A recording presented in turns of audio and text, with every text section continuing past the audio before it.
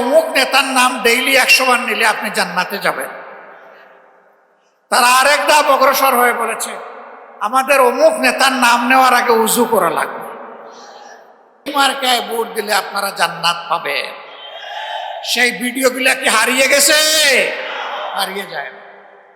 কারা বিক্রি করেছে? বলেছে অমুক নেতা, আর ঘরে ঘরে চাঁদাবাজদেরকে লেলিয়ে দিবেন। কথার সাথে কাজের মিল নেই। আবার তারাই আমাদেরকে কুটা দেন, হাজার জাতের কুটা। আমরা নাকি কোথায় জান্নাতের টিকিট বিক্রি করেছি। আচ্ছা, আপনারা কেউ কি জান্নাতের কোনো টিকিট বিক্রি করেছে?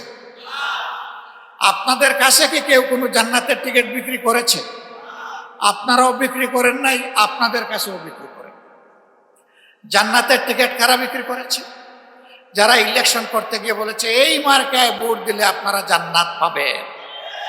সেই ভিডিওগুলা কি হারিয়ে গেছে? হারিয়ে যায় না।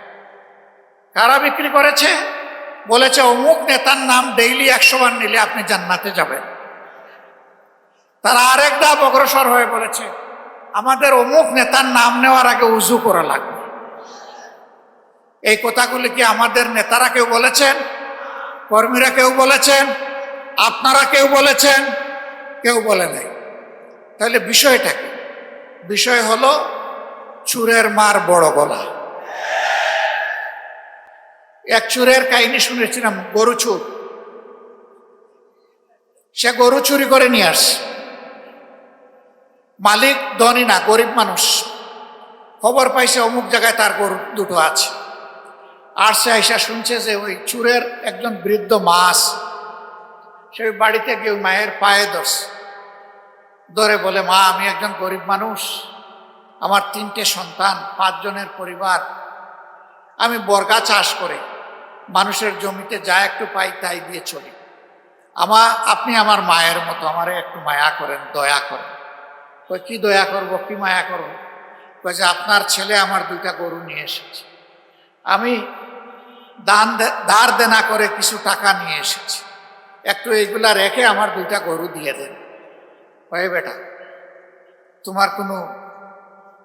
তোমার মাঝে কিন্তু বিচার ইনসাফ নাই। কয় মা আমি কি বেইনসাফি করলাম?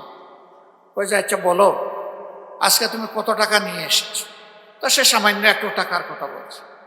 তো জিজ্ঞেস করতেছে আমার ছেলেটা যদি ওখানে হাতে নাতে ধরা খাইতো তাইলে তাকে কি 2-1টা কম দিতাম? তখন তো লাথি ঘুষি দিতে দিতে মেরেই ফেলতাম। সে তো ভাগ্য বলে চলে আসছে, এখন 16 আনা পাওনা দিয়ে তার কাছ থেকে নিতে হবে, 1 টাকাও কম দিলে মানব না। এরই বলে চুরের মার বড় গলা। অন্যের সম্পদ